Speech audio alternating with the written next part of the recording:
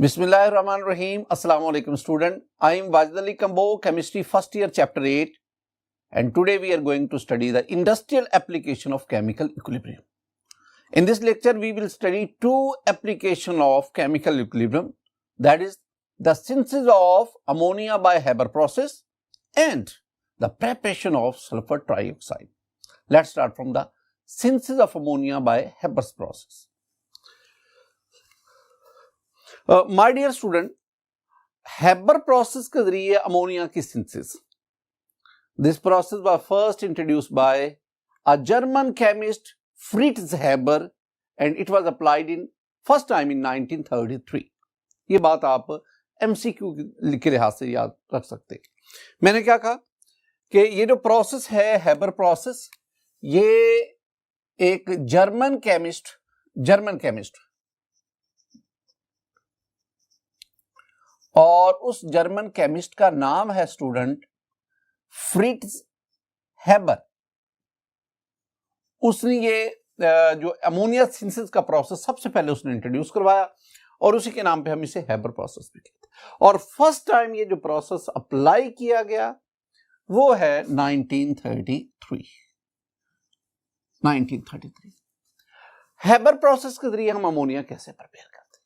देखें, मेरे पास ये रिएक्शन है N2 nitrogen, this one is a gas, plus H2 another gas, hydrogen gas, और reversible NH3, this one is also a gas, ammonia gas. अब ना अगर मैं इसको बैलेंस करूं तो यहां पे हम 3 moles हाइड्रोजन के लेंगे against 1 mole of nitrogen and we get 2 moles of ammonia. This reaction is exothermic and delta H for this reaction is minus 92.46 kilojoule, not per mole, only kilojoule. My dear student, this was the reaction for the preparation of ammonia, for the synthesis of ammonia. दो reactant है इसमें, एक है nitrogen, एक है hydrogen. ये reactant कहां से आते हैं माय डियर स्टूडेंट? नाइट्रोजन जो है, nitrogen is obtained by the fractional distillation of air. हवा की फ्रैक्शनल डिस्टिलेशन से नाइट्रोजन को सेपरेट किया जाता है. और हाइड्रोजन कहां से आता है? Hydrogen is obtained from methane. जब मीथेन का स्टीम के साथ रिएक्शन करवाएंगे we get hydrogen along with carbon monoxide. तो ये बात याद रखनी है, ये आपसे एंटी टेस्ट या किसी एमसीक्यू टाइप को एग्जाम में पूछा जा सकता है. अमोनिया प्रिपरेशन के लिए nitrogen is obtained by the fractional distillation of air while hydrogen is obtained from methane. जब मीथेन का स्टीम से रिएक्शन करवाते हैं तो हाइड्रोजन के साथ साथ आपके पास कार्बन मोनोऑक्साइड भी आ सकते हैं. दूसरी बात, ये जो अमोनिया है, अमोनिया बहुत वास्ट इसकी प्रोडक्शन होती है ऑल ओवर द वर्ल्ड, बहुत बड़े पैमाने पर. हमारी बुक के मुताबिक सालाना 110 मिलियन टन्स अमोनिया की प्रोडक्शन, ये बहुत ज्यादा मिकदार में प्रोड्यूस होता है. और इसकी large scale preparation, industrial preparation, उसके लिए ये हैबर प्रोसेस ही इस्तेमाल किया जाता है. माय डियर स्टूडेंट, अब हम पढ़ना चाहते हैं कि हम अमोनिया की यील्ड को मैक्सिमाइज कैसे कर सकते हैं. हम मैक्सिमम यील्ड ऑफ अमोनिया उसको किन तरीकों से हासिल कर सकते हैं. हमारी ये सारा का सारी जो डिस्कशन है that based upon Le Chatelier principle. यानी आपने अभी तक जितना भी पढ़ा है केमिकल इक्विलिब्रियम के बारे में, केसी के बारे में, उन सब की अब ये एप्लीकेशन आ गई.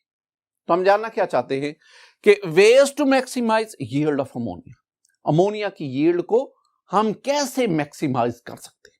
तो my dear student, there are 3 ways to maximise the yield of ammonia. पहला तरीका, नंबर 1, पहला है कॉन्टिन्यूअल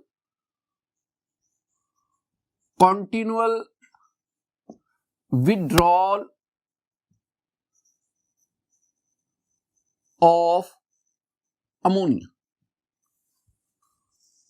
कॉन्टिन्यूअल, मुसलसल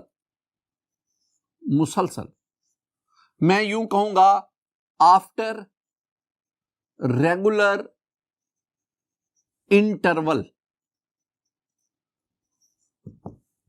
बाकायदा वक्फों के बाद आपने मुसलसल अमोनिया को आपने विड्रॉल मीन रिमूवल, आपने रिएक्शन मिक्सचर में से अमोनिया को रिमूव करवाते जाना। एक दो बातें जरा ज़हन में बिठाना। जब आपके पास स्टूडेंट अमोनिया प्रिपेयर होता है ना, अमोनिया यानी आपने क्या किया, आपके पास है नाइट्रोजन हाइड्रोजन का रिएक्शन हुआ, आपके पास अमोनिया बना। This one is the equilibrium mixture. ये मेरे पास इक्विलिब्रियम मिक्सचर आ गया। अब इस इक्विलिब्रियम मिक्सचर में you have three gases, you have the nitrogen, you have the hydrogen and you have the ammonia. ये तीन गैसेस है। इक्विलिब्रियम मिक्सचर में से, इक्विलिब्रियम स्टेट में से, इनमें जो अमोनिया है, अमोनिया 35% बाय वॉल्यूम है, 35%, और ये जो दोनों गैसेस हैं they are 65% by volume. By volume में बात कर रहा हूं। इसका मतलब क्या, क्यों ये 35% क्यों? माय डियर स्टूडेंट, इस कंटेनर के अंदर तीन गैसेस हैं और इन तीनों गैसेस के नंबर ऑफ मोल्स देख लें, 2 moles of ammonia, 3 moles of hydrogen, 1 mole of nitrogen, तो टोटल आपके पास 6 मोल्स ऑफ 3 गैसेस। अब इन 6 मोल्स में से जो 4 मोल्स है वो रिएक्टेंट गैसेस के हैं और जो 2 मोल्स है वो अमोनिया के हैं। इसका मतलब है पूरी जो स्पेस है, जो पूरा वॉल्यूम है, उसमें 35% volume is occupied by the ammonia, while the remaining 65% is occupied the reactant gases. This reaction is reversible. Both reactant and products are present. दोनों मौजूद है। अब आपने क्या करना है, आपने इस अमोनिया को बाकायदा वक्फों के बाद इसको विड्रॉ करना according to Le Chatelier principle. अगर आप प्रोडक्ट इसकी कंसेंट्रेशन कम करेंगे, इक्विलिब्रियम राइट पे शिफ्ट होगा, इक्विलिब्रियम फॉरवर्ड शिफ्ट होगा और मजीद रिएक्टेंट प्रोडक्ट प्रोड्यूस करते जाएंगे और यूं यील्ड ऑफ अमोनिया वो इंक्रीज करते जाएंगे। अब how to remove the ammonia को हम कैसे रिमूव करवाएं? इसके लिए माय डियर स्टूडेंट, इसके लिए हमारे पास तरीका ये है कि हम ना इस मिक्सचर ऑफ गैसेस को कंडेंसर में से पास करवाते हैं। वो जो कंडेंसर है उसके अंदर कूलिंग पाइप्स होते हैं और कूलिंग पाइप की वजह से इस मिक्सचर ऑफ गैसेस का टेंपरेचर कम हो जाता है। आप जानते हैं the boiling point of ammonia is -34 degree centigrade, -33.7, -34 degree centigrade. इसका मतलब क्या हुआ कि जब इसके अंदर टेम्परेचर -33-34 डिग्री सेंटीग्रेड होगा, अमोनिया जो गैस है वो लिक्विड में कन्वर्ट हो जाएगी और कंडेंस होकर लिक्विड में कन्वर्ट होकर ये बाकी दोनों जो है नाइट्रोजन और हाइड्रोजन का बॉइलिंग पॉइंट बहुत कम है, ये अभी गैसियस स्टेट में ही रहेंगी, जबकि अमोनिया कंडेंस होकर लिक्विड में कन्वर्ट हो जाएगा और उस लिक्विड अमोनिया को मिक्सचर से सेपरेट कर दिया जाता है। This one is the withdrawal, this one is the removal of ammonia. अब जरा देखें, ये मेरे पास ना मिक्सचर ऑफ गैसेस है, इसको हम कंडेंसर में से पास करवाते हैं। कंडेंसर के अंदर ये कूलिंग पाइप्स हैं और इन कूलिंग पाइप्स की वजह से नाइट्रोजन और hydrogen they remain in the gaseous state while the ammonia condenses into the liquid state and this liquid ammonia is separated. ये जो नाइट्रोजन और हाइड्रोजन है ये दोबारा जो है ये रिएक्टेंट मिक्सचर उसमें शामिल होती जाती है और ये रिएक्शन कंटिन्यू रहता है। पहला तो ये आ गया कि we want to maximise the yield of ammonia by continual withdrawal of ammonia, I mean at regular intervals ammonia को विड्रॉ करते जाते हैं। दूसरा, नंबर 2 पे दूसरा जो पॉइंट आप ध्यान में रखेंगे वो है by increasing the pressure।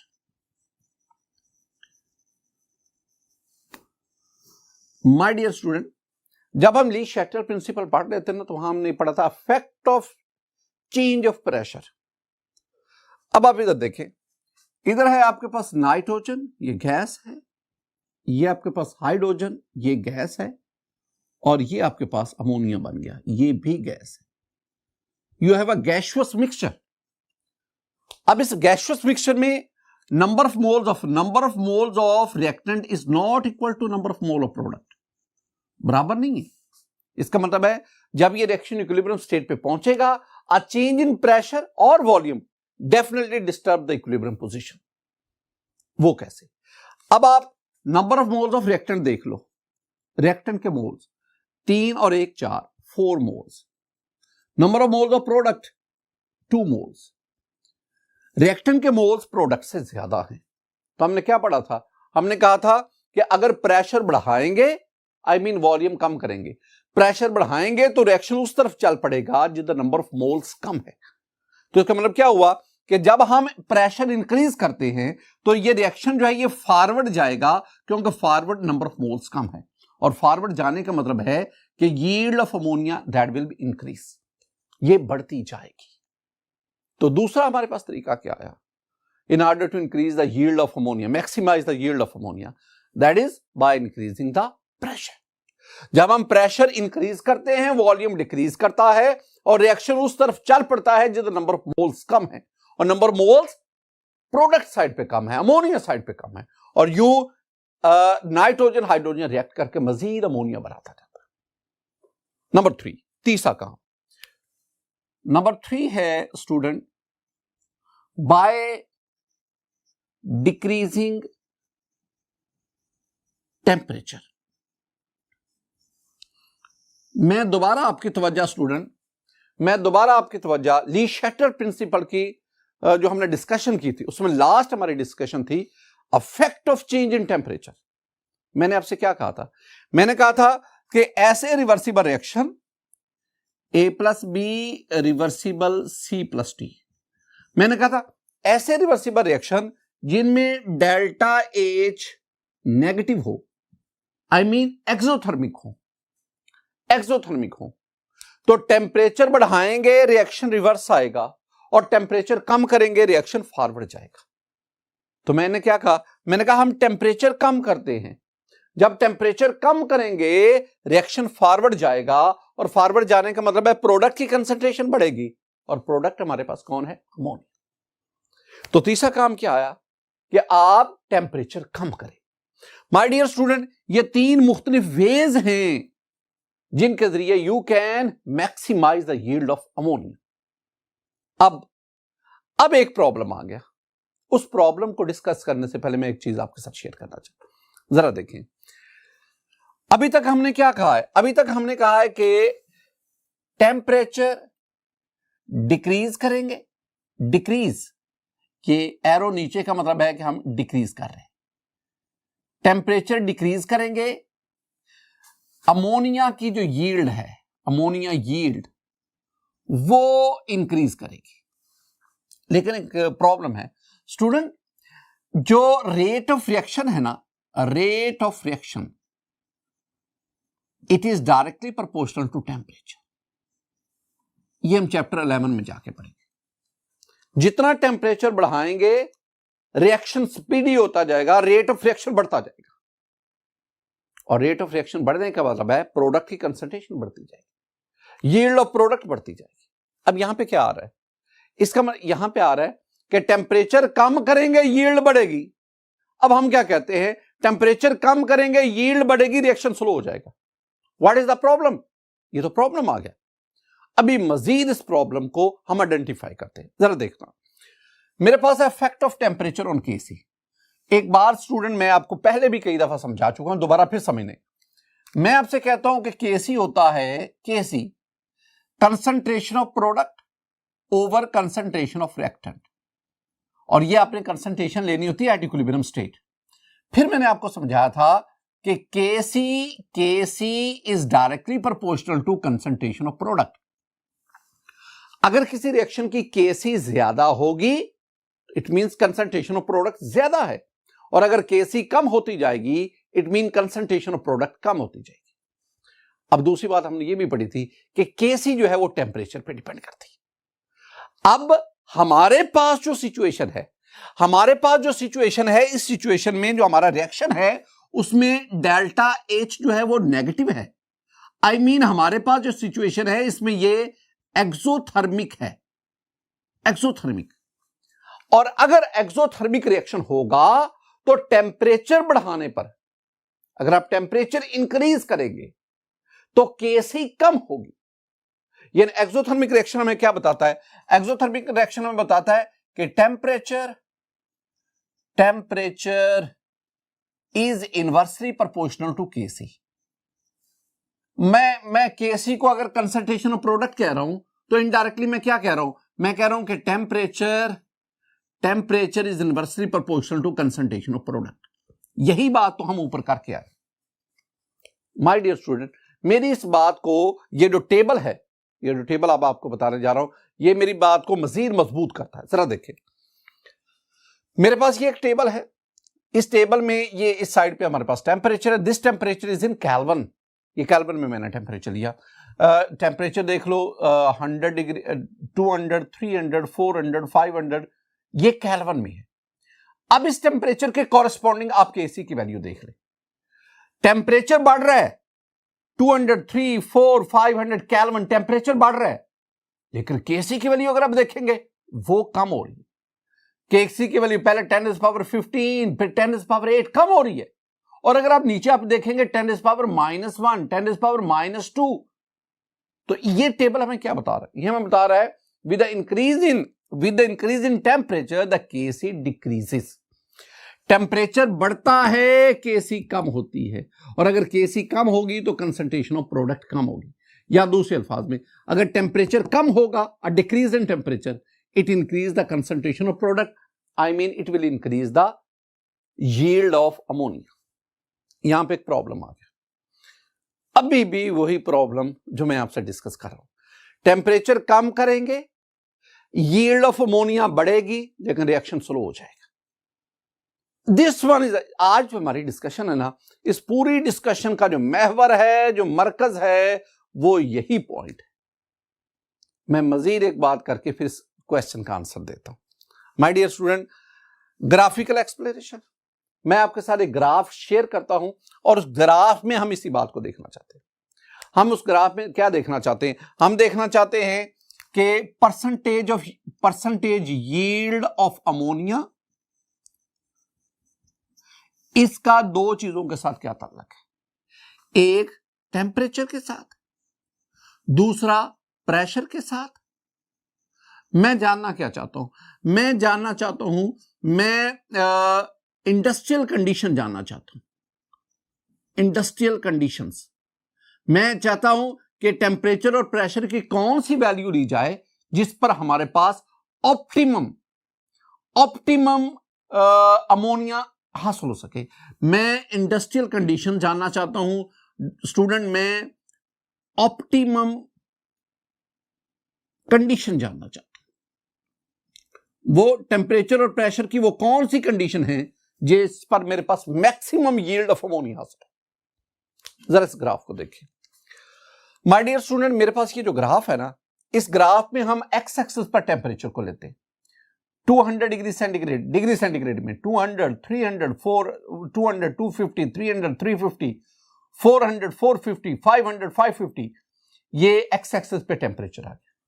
Y axis पे we have the percentage yield of ammonia, और इसमें आप देखें तो परसेंटेज यील्ड में मेरे पास ये 0 है, 10 है, 20 है, 30 है, 50 है, 40 है, 50 है, 60 है। वाई एक्सिस पे हमारे पास परसेंटेज यील्ड ऑफ अमोनिया आ गया। मैं ना 5 मुख्तलिफ प्रेशर कंडीशन पर ग्राफ प्लॉट करता हूं। मैंने 100 पे, 300 पे, ये 600 पे, 1000 पे, ये मुख्तलिफ प्रेशर जो है उस पर मैंने ग्राफ प्लॉट किया। माय डियर स्टूडेंट, अगर आप इस ग्राफ को देखें, एक चीज बहुत क्लियर है कि मेरे पास जो मैक्सिमम यील्ड ऑफ अमोनिया हासिल हो रही है, जो तकरीबन 100 के करीब है, जो मैक्सिमम यील्ड ऑफ अमोनिया हासिल हो रही है, वो at high pressure, 1000 atmosphere, high pressure और लो टेम्परेचर पे है। इसका मतलब क्या हुआ? इसका मतलब हुआ कि वेरी हाई प्रेशर और very low temperature, it gives us maximum yield of ammonia. लेकिन ये जो दो बातें हैं, हाई प्रेशर, लो, इस पर रिएक्शन बहुत स्लो हो जाता है। यील्ड बढ़ जाती है, रिएक्शन स्लो हो जाता है। तो फिर इंडस्ट्रियल कंडीशन क्या है? इंडस्ट्रियल कंडीशन ये है जो मैंने सर्कल लगाया। इस सर्कल पर जो प्रेशर आपके पास है वो 200 से 300 की रेंज में है, 200 से 300 की रेंज में, और इस पर आपके पास जो टेम्परेचर आ रहा है वो 400 डिग्री सेंटीग्रेड की रेंज में। This one is the industrial condition. मैंने दो बातें की, जरा देखना। मैंने आपसे कहा कि अगर आप मैक्सिमम यील्ड ऑफ अमोनिया लेना चाहते हैं ना, my dear student, maximum yield का मतलब है कि नियरली 100%, तो वो कहां पे होगी? वो very high pressure, very high pressure, और वो प्रेशर कितना है? अबाउट 100 एटमॉस्फेयर, और लो टेम्परेचर, और टेम्परेचर कितना है? वो टेम्परेचर जो है वो राउंड अबाउट 200 डिग्री सेंटीग्रेड। लेकिन मैंने क्या कहा कि इस पर यील्ड मैक्सिमम होगी, लेकिन लो टेम्परेचर की वजह से rate of reaction is very slow, reaction बहुत स्लो हो जाएगा। एक मेरी बात को सुनना, मैं कहना क्या चाह रहा हूं माय डियर स्टूडेंट। एक ना जरा एक एवरीडे लाइफ से एक एग्जांपल आपको समझाता हूं। मेरे पास एक साइड पे ब्रिक्स हैं, ईंटें हैं, बहुत ज्यादा ब्रिक्स पड़ी हुई हैं। मैं एक मजदूर को कहता हूं कि जनाब ये आपके पास रेडी है छोटी, वो हाथ वाली रेडी जो है, हैंड कैरियर, आपने इन ब्रिक्स को, इन ईंटों को यहां से वहां तक छोड़ा है, ये उसकी जॉब है, ये उसका काम है। अब वो क्या करता है? वो मजदूर ये करता है कि वो ना बहुत सारी ब्रिक्स, ईंटें उस रेडी में भर लेता है, बहुत सारी। आप कह लें कि 100 से 110 तक। अब वो बहुत सारी ब्रिक्स होगी, ईंटें होंगी, अब वो उसको लेके दूसरी तरफ जा रहा है। अब वो स्लो चलेगा, स्लो। अब वो उधर छोड़ आएगा। अब हुआ क्या भला? उसने ब्रिक्स को यहां से यहां ले जाना, आप समझ ले रिएक्टेंट से प्रोडक्ट में कन्वर्ट करें, तो उसने बहुत सारी ब्रिक्स तो दूसरी तरफ मुंतकिल कर दी, लेकिन स्लो गया। I mean rate of reaction कम है, यील्ड ज्यादा है, लेकिन रिएक्शन क्या है? स्लो है। मैं उसे कहता हूं यार ये तुम क्या कर रहे हो, ये इस तरह तुम स्लो काम कर रहे हो। वो गुस्से में आ गया। अब उसने क्या किया? उसने ना दोबारा गया, उसने 3-4 ब्रिक्स, ईंटें उसके ऊपर रखी और भाग के दूसरी तरफ ले गया। अब क्या है? अब उसने एक से दूसरी तरफ 110 ब्रिक्स मुंतकिल नहीं की, यील्ड ज्यादा नहीं है। अब 4 से 5 ब्रिक्स उसने दी। पहले उसकी स्पीड स्लो थी, अब स्पीड क्या है? ज्यादा है। तो पहले वाले केस में क्या था? पहले वाले केस में यील्ड ज्यादा थी, रेट ऑफ रिएक्शन स्लो था। दूसरे वाले केस में यील्ड कम है, लेकिन आनियां जानियां ज्यादा है, स्पीड ज्यादा है। तो फिर क्या किया जाए? अब इसकी ना आपको ना बीच वाली जो सूरत हाल है ना उसको ले, यानी जिस पे यील्ड भी बेहतर हो और उसकी स्पीड भी अच्छी हो, रेट ऑफ रिएक्शन भी बेहतर हो और यील्ड भी अच्छी हो। That is called the industrial condition, that is called the optimum condition. अगर इस रिएक्शन के लिए हम ऑप्टिमम कंडीशन लें ना स्टूडेंट, तो ऑप्टिमम कंडीशंस में 3 बातें आप ध्यान में रखें। पहली बात, आप देख लें टेम्परेचर, तो टेम्परेचर आपसे मैंने कहा कि 400 डिग्री सेंटीग्रेड। स्टूडेंट मैं आपको काम देता हूं कि आप इसको ना केल्विन में कन्वर्ट करें, तो कर लोगे। 400 में आप क्या करेंगे? 273 ऐड करेंगे, तो ये आपके पास 673 केल्विन आ जाएगा। दूसरी बात, आप प्रेशर ले लें, the pressure should be 200 to 300 atmosphere. और अगर इस पर भी आप कहें कि रिएक्शन स्लो अभी भी उतना फास्ट नहीं है जितना हम एक्सपेक्ट कर रहे हैं, तो आप तीसरा काम कर लो, and that is the introduction of catalyst. तो जो आप कैटलिस्ट लेंगे माय डियर स्टूडेंट, वो आप ले लें PCs of iron crystal, Fe crystals embedded in a fused mixture of magnesium oxide, alumina and silica, SiO2। हम आमतौर पर वैसे ना ऊपर Fe लिख देते हैं, लेकिन एक्चुअली ये है, आपने ना मैग्नीशियम ऑक्साइड, एल्यूमिना और सिलिका लेकर इसको फ्यूज फॉर्म में ले आए, पिघली हुई हालत में ले आए, और उस फ्यूज मिक्सचर के ऊपर आप आयरन के क्रिस्टल जो है ना उनको लगाए, and it will act as a catalyst, and you know catalyst increases the rate of reaction.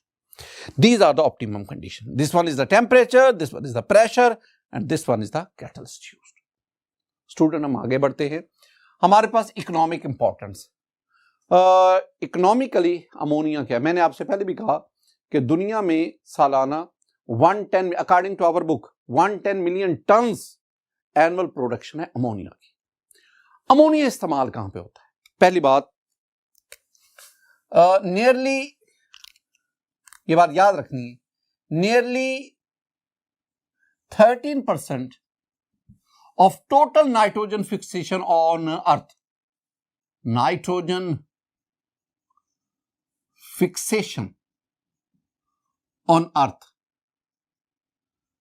तो nearly 13% of total nitrogen fixation of earth is accomplished industrially by Haber process.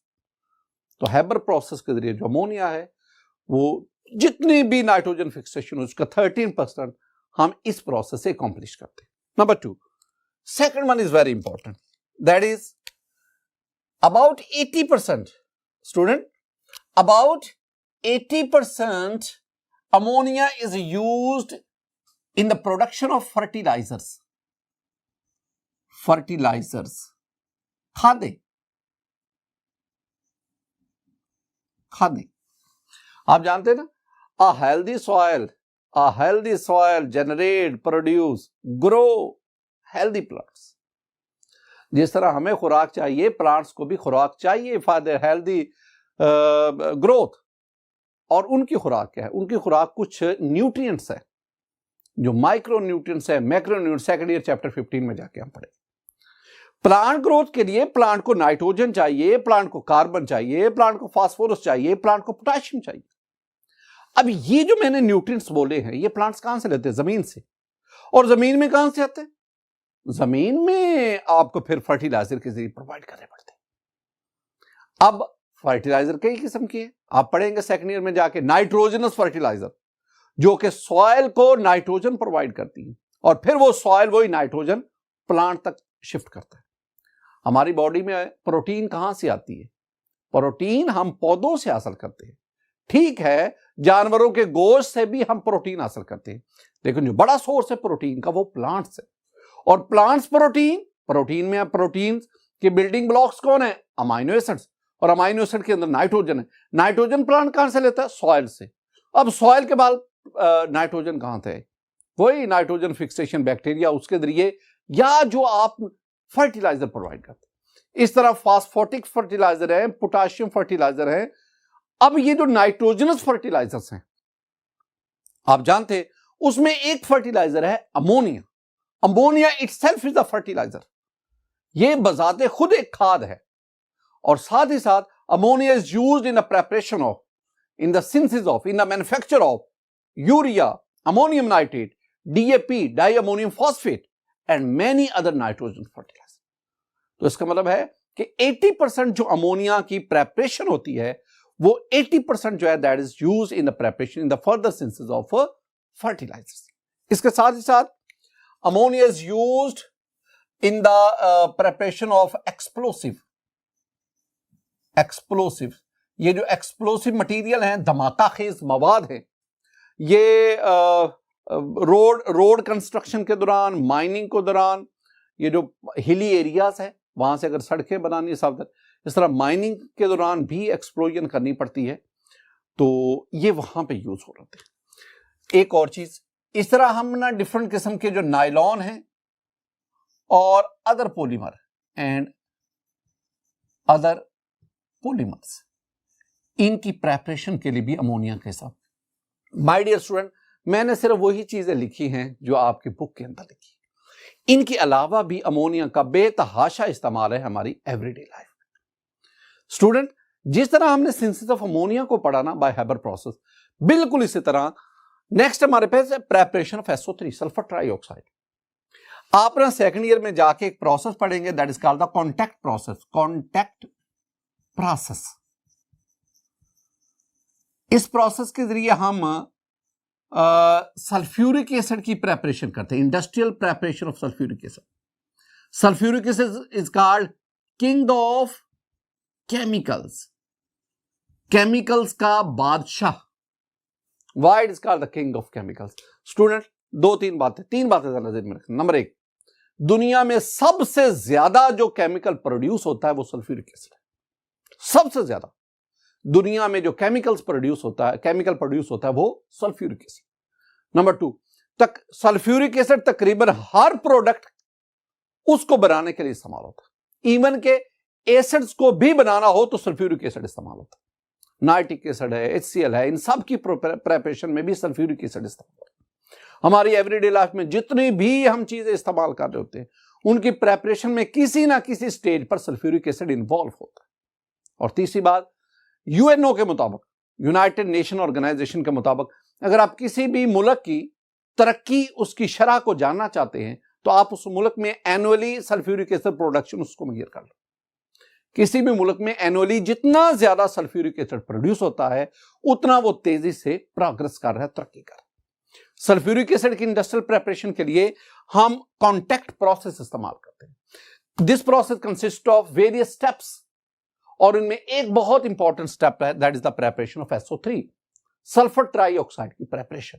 और उस preparation में हम क्या करते हैं, हमारे पास है ये sulphur dioxide SO2, this one is a gas, plus O2, this one is also a gas, and we have